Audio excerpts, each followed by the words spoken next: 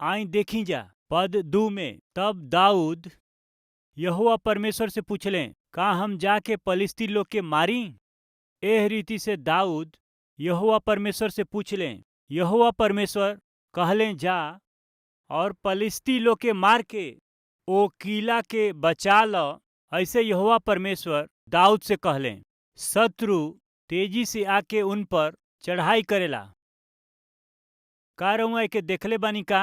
एकरा बाद चली जे पद 1 पढ़ी जा। दाऊद के समाचार मिलल कि पलिस्तीस लोग किला से युद्ध करत हमें। युद्ध रहे, यानी अचानक ही युद्ध शुरू भइल। अचानक युद्ध करे लगले। का आज यहाँ केहू बा जे युद्ध करत हवे? ई लड़ाई केकरा साथे बा? ई तोहरे के पता बा। बहिन, तोहरा नौकरी में कौन सा युद्ध बा? रौरी परिवार में कौन युद्ध बा? शारीरिक तंदुरुस्ती में भी युद्ध होखेला, जवन रउए जानीला। आत्मिक जीवन में युद्ध होखेला, शरीर के जीवन में युद्ध होखेला, आर्थिक तौर पर युद्ध होखेला, मानसिक तौर पर युद्ध होखेला, परिवार में युद्ध होखेला, और यहाँ तक कि व्यापार में भी युद्ध होखेला। हर एक के जीवन में एगो युद्ध होला। व्यापार में अलग तरह के युद्ध होला। अचानक ही पलिस्ती लोग आके युद्ध करेला। ऊ यहाँ काहे लड़त हवे? काहे कि इन्हन लोग मेहनत करके फसल उगौले, ओकरा खातिर मेहनत कैले, ओकर लाभ ना उठा के शत्रु ओकरा पर हमला करता। ई लोग बड़ा कष्ट से प्रयास कैले, बड़ा परिश्रम कैले, बड़ा मेहनत कैले, बड़ा मेहनत करके फसल उगावेलन, और ओकर अनुभव कैला के पहले ही शत्रु आके युद्ध करेला। जी हाँ, तब का करे के चाही? दाऊद का कैले एके देखल जाई। दाऊद तो सीधा उहवा परमेश्वर के पास जालन, यानी ऊ परमेश्वर से पूछेलन कि हम पलिस्ती लोग के मारी का? ए रीति से ऊ प्रभु से पूछेलन। ऊ यहोवा से एकरा बारे में पूछेलन। युद्ध तो आ गईल, और दाऊद का कैले? प्रार्थना कैले। ऊ का कैले? प्रार्थना कैले। युद्ध तो आ गईल, और दाऊद तो प्रार्थना में पूछलें, यदि आज के दिन रउआ युद्ध में से होके जात हई तो वो समय रउआ का करब? जरा बताई, रउआ का करब? प्रार्थना। बस ही है।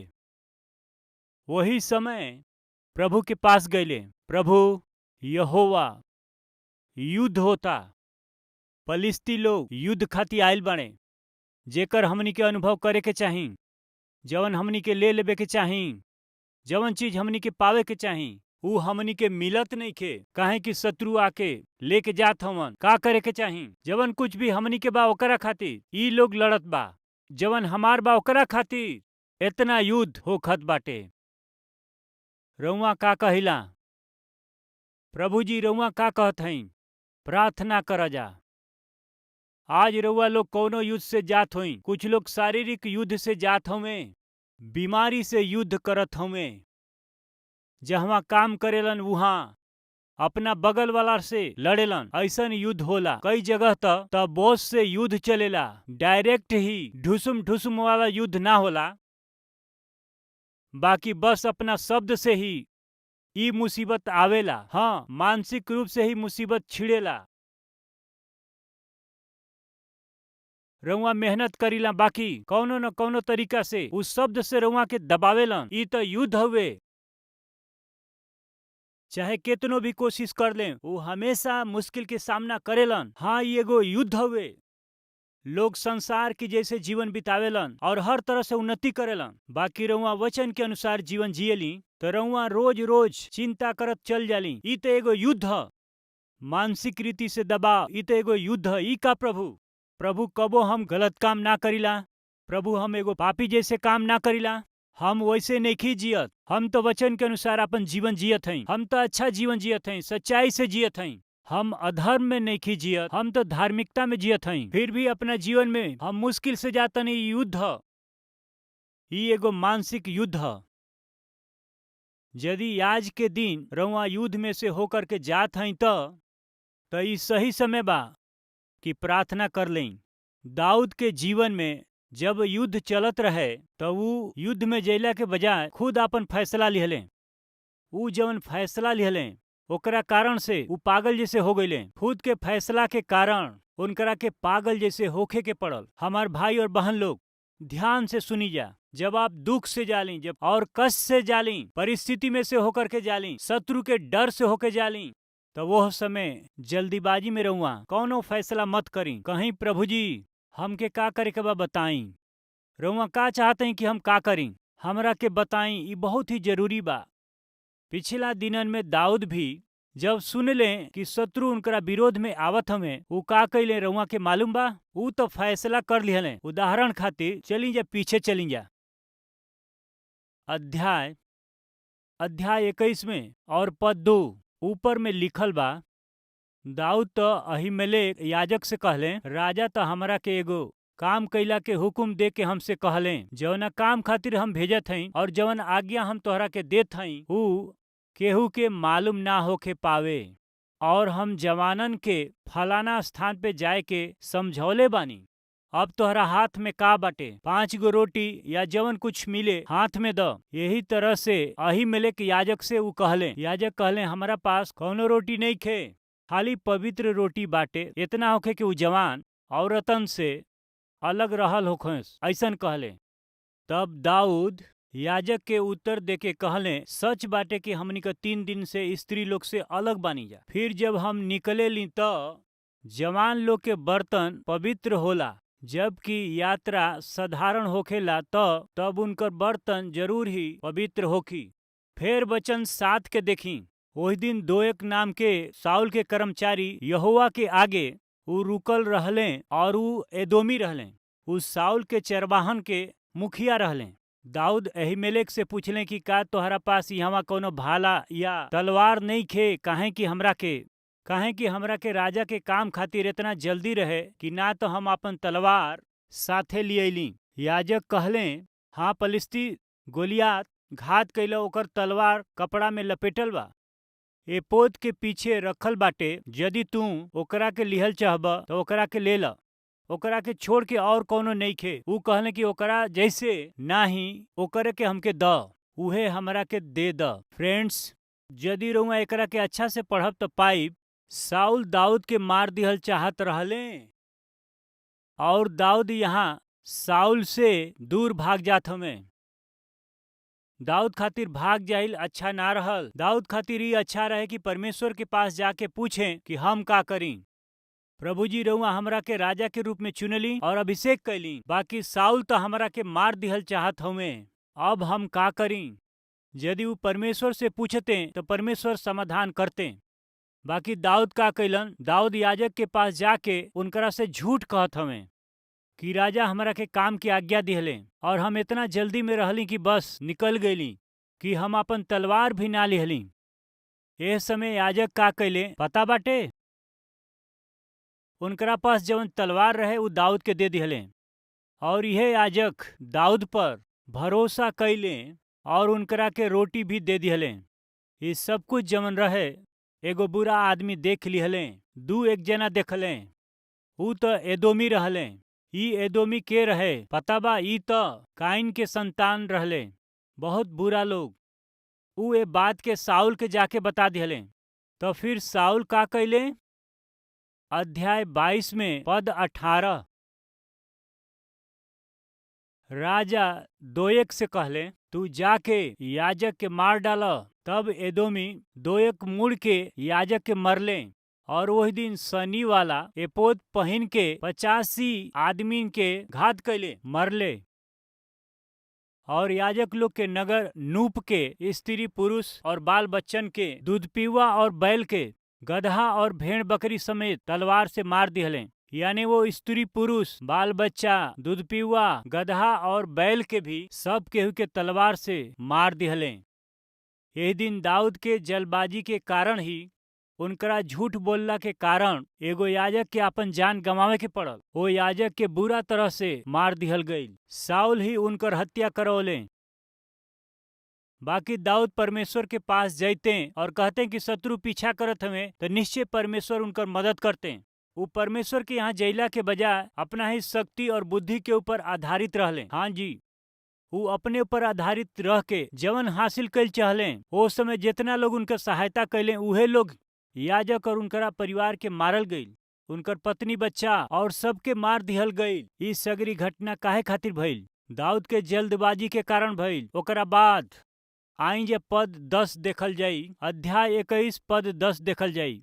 तब दाऊद चलने और साउल के डर के मारे यानी डर के मारे भाग के गत के राजा आकीश के पास पहुंचले और आकीश के कर्मचारी आकीश से कहले, का वो देश के राजा दाऊद ना हुए? का लोग उनकरा के नाचत नाचत एक दूसरा के साथ मिल के गाना ना गौले रहले कि साउल तो 1000 के बाकी दाऊद लाखों के मरले। दाऊद ये बात अपना मन में रखले और गत के राजा आकीश से डर गईले, यानी दाऊद ये बात के अपना मन में रखले रहले और गत के राजा आकीश से बहुते ही डर गईले।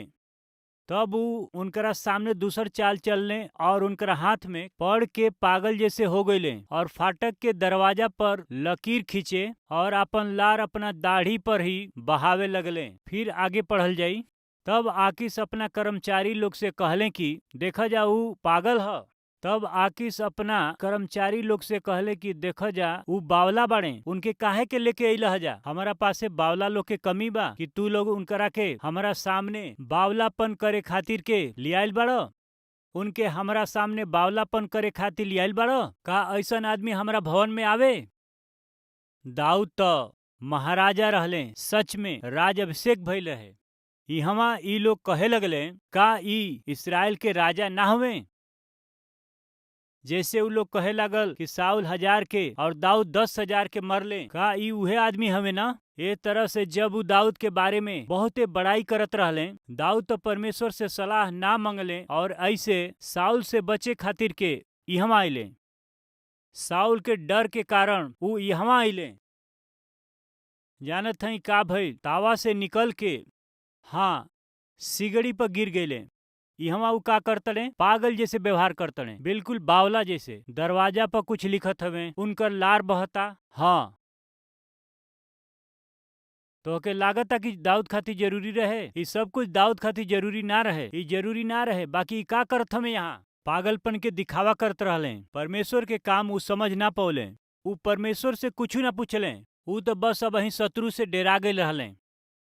यदि रउआ के युद्ध में से होके जाए के बा तो भैया बहनी तो परमेश्वर के पास जाके सलाह मांगल ठीक बा।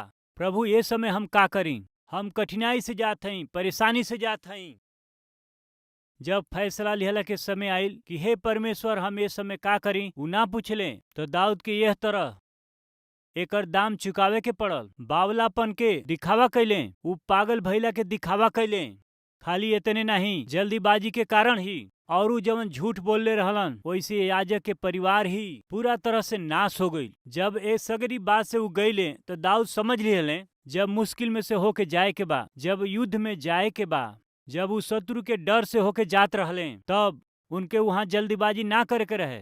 का करे के रहे? जल्दीबाजी नहीं, बाकी प्रभु के सामने जाके प्रार्थना करे के रहे। प्रभु के लगे जाके उनके प्रार्थना करे के रहे। निश्चय प्रभु हमारा प्रार्थना के जवाब दी हैं और वो सच्चाई के उनसे कबूल करे के रहे। जब अगली बार वो युद्ध भइल तो दाऊद ना डरले, काहे कि वो पिछला अनुभव से सीखले रहले। यहाँ खुद के उनके पागल दिखावे के रहे, पागलपन के नाटक करे के पड़ल। यहाँ उनकर जल्दीबाजी के कारण देखी जा जवन याजक उनके प्यार कैले, उनके परिवार के भी मार दिहल गई। जवन याजक उनके मदद कैले, उनकर परिवार ही मार दिहल गई। उनकर मदद करे वाला ही आपन प्राण ही गवा दिहले। प्रभु रौरी पास आवल चाहत रहे। शत्रु के युक्ति के कारण हम अपना तरह से काम कल चाहली। जब हम अपना बुद्धि के सहारा लेनी, अपना युक्ति से काम कली तो मदद करे वाला याजक के परिवार मार दिहल गई। ई हमरे गलती रहल। दाऊद के उनकर गलती मालूम चले ओह समय तक देरी हो गई रहे। एकरा बाद अध्याय 23 में रउआ देखी दाऊद सावधान रहले। जब दाऊद के पता चलल कि किला में पलिस्ती आयल हमें, यानी कि पलिस्ती लोग वहां पे आके उनकर फसल और उपज ले जात रहले, दाऊद अब समझ गए रहले अब वो यहाँ पलिस्ती लोग से दाऊद केहू तरह से डेरात नहीं खे। ऊ तो अब डेरात ना रहले। पलिस्ती जौना में से वो गोलियत रहले और इस्राएली लोग के गोलियत से बहुत डर लागत रहे। अब पलिस्ती लोग से दाऊद बहुत डर गए रहले। यहाँ दाऊद बहुत डेरा गए रहले। हाँ, अब धीरज करके यहाँ वहां से जाए खातिर तैयार ना रहले। कहले कि यहोवा हमके बतावा हम का करी। बड़ा मेहनत से बड़ा काम करके हमहन फसल उगौली। जब फसल पक जाले तो ओकर अनुभव कैला के पहिले दुश्मन लेके जालन और अबही ई शत्रु हमरा पर हमला करता, हमरा से लड़ाई करता। अब ये समय हमनी का करी जा बताई। अब हमहन का करी। फिर परमेश्वर से वो पूछले, जा जा जा युद्ध में तोहार विजय होई, अपना दुश्मन पर तू विजय पैब। युद्ध बाटे तब का करे के बा बताई जा। प्रार्थना कैल, वो प्रार्थना कैले और प्रार्थना कैला के बाद इहवा वो का कैले।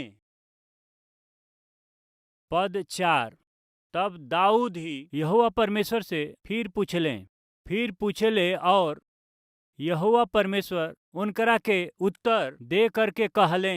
दाऊद परमेश्वर के पास गईले।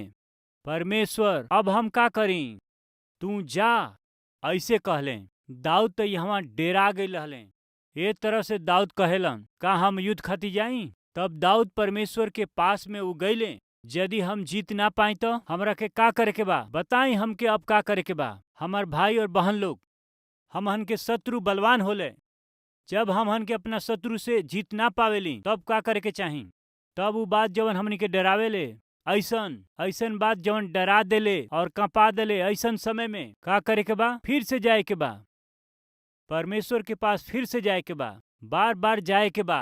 प्रभु जी, हमार हिम्मत नइखे होखत, हमार शक्ति तो कम दिखाई देत बा, हमार विश्वास हमके काफी अब नइखे लागत। दुश्मन के हम हरा दें और ये लड़ाई में हम उनकरा पर जीत हासिल करी। हमरा के एकरा पर विश्वास नइखे होत। प्रभु हमार शरण स्थान है, फिर से जाई। जब तक कि परमेश्वर तोहरा के हिम्मत ना देस, जब तक कि परमेश्वर तोहरा के विश्वास ना देस, जब तक कि परमेश्वर तोहरा के ऐसन तोहरा डर के दूर ना कर देस, फिर जा। दाऊद फिर से गईले। प्रभु जी, अब हम का करी। तो आगे पढ़े ली जाकी पद 4 में, तब दाऊद यहोवा परमेश्वर से फिर पूछले। प्रभु कहले कि कमर बांध के कीला के जा, काहे कि हम पलिस्तियन के तोरा हाथ में कर दे। एह रीति से परमेश्वर यहोवा ही उनके जवाब दिहले कि दाऊद अपना आदमी के लेकर के कीला के गईले और पलिस्तियन से लड़ के उनकरा जानवरन के हाँक लियले और उन्हन के बड़हन मार से उमरले, यानी शत्रु के मरले। और दाऊद तो कीला के निवासी लोगन के बचौले। वो लोगन के बचौले की फल बा। 3 गो बात बा, यानी युद्ध बा, प्रार्थना और फल बा। रउआ युद्ध में से होके जात हई तो प्रार्थना करी। यदि रउआ प्रार्थना करत हई तब राउर प्रतिफल राउर इंतजार करत बा। दाऊद जवन प्रार्थना कैले रहलन ओकर प्रतिफल उनके मिल गई। दाऊद के कैल जवन प्रार्थना रहे जवाब उनके मिल गई। दाऊद तो वहां जाके पलिस्तियन के पूरा रीति से मार दिहले। दाऊद पलिस्तियन के जानवरन के उन्हन लोगन के पास से लिए अइले। प्रतिफल पावे के बा तब तोहरा खातिर एगो खुशखबरी बा। यदि रउआ युद्ध में से जात हई तो जल्दीबाजी में फैसला मत करी। कौनो भी युद्ध हो सकेला, परिवार के बात के युद्ध हो सकेला, आर्थिक विषय के युद्ध हो सकेला, आत्मिक विषय के युद्ध हो सकेला। शैतान तोहरा के शरीर के अपना अधीनता में कर लिहल चाहत होई। उ तोहरा के पाप के बंधन में बांध के रखल चाहता और ये एगो युद्ध होला। रउआ ओकरा से लड़ ना सकीला और ई संभव नइखे। तब का करे के बा, प्रभु के पास जाए के बा। दाऊद तो प्रभु के पास गईले। प्रभु हमके का करे के बा, हमरा आसपास सगरी लोग डेराइल बा, हम कब विजय पाई, का हमरा के विजय हासिल होई। अबही हम का करी, हम तो डर से घेराइल बानी, हमके का करे के बा। परमेश्वर उनसे कहले, तू चल जा, हम तोहरा दुश्मन पलिस्तियन के तोहरा हाथ में कर देत बानी, तोहके विजय दे तनी जा। हम तोहरा दुश्मनन के हरा देब, तोहके विजय देब, तू चल जा। जब तक कि परमेश्वर से वचन ना सुनी दाऊद परमेश्वर के लगातार खोजत रहले। जब परमेश्वर वचन दिहलें तो परमेश्वर वचन के पूरा करेलन, उनके प्रतिफल दिहलें। आज ये सच्चाई के सुने वाला हमार भाई लोग, ये वचन के सुने वाली हमार बहन, यदि रउआ युद्ध में से होके जात हई तब प्रार्थना करी। यदि रउआ के अब तक प्रार्थना के जवाब नेखे मिला तो फिर प्रार्थना करी। यदि प्रार्थना के बाद भी रउआ हिम्मत से नेकी भरल तो फिर से प्रार्थना करी। यदि रउआ विश्वास से नेकी भरल तो फिर से प्रार्थना करी, और निश्चय ही परमेश्वर रउरी प्रार्थना के जवाब दी हैं और तोहरा दुश्मन से प्रभु तोहरा के छोड़ई हैं। परमेश्वर तोह के शक्ति दी हैं और प्रभु तोहरा के सुरक्षित रखी हैं। दाऊद के जरिए परमेश्वर वो प्रांत के लोगन के रक्षा कैले। रउरी प्रार्थना के जरिए परमेश्वर तोहरा आसपास जितना लोग बाड़े सगरी लोग के आशीष दी हैं। यदि रउआ विश्वास करत हई तो आई जब प्रार्थना करी जा। Let us pray together.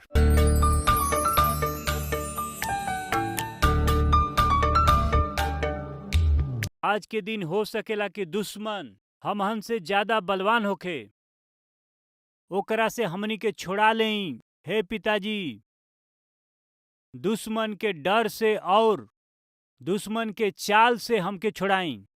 पिता हमके छोड़ा दें हर एक श्रम से, हर एक कष्ट से, हर एक बीमारी और रोग से, हर एक निर्बलता से और हर एक भय से और हर एक डर से हमके छोड़ाई। पिता रउआ हमारी साथ में बानी, ई हमार विश्वास बा, हमार आशा बा, हमार हिम्मत बाटे।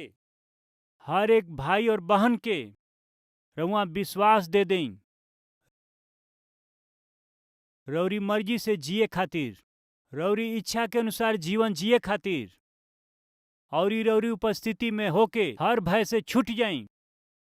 सगरी तकलीफ के रउआ के देत हई। हर एक रुकावट पर और हर दुश्मन पर हम विजय पाई, ऐसन हमनी पर कृपा करी। दाऊद के जीवन में दाऊद युद्ध में जाए कि पहले प्रार्थना कैले और प्रतिफल पौले, और यही रीति से हमहन भी बार बार प्रार्थना करी जा।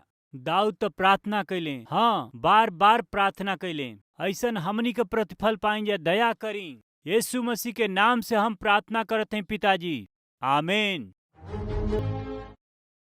हमार पता बा Calvary, post box number 30, Kukatpally, Hyderabad 72।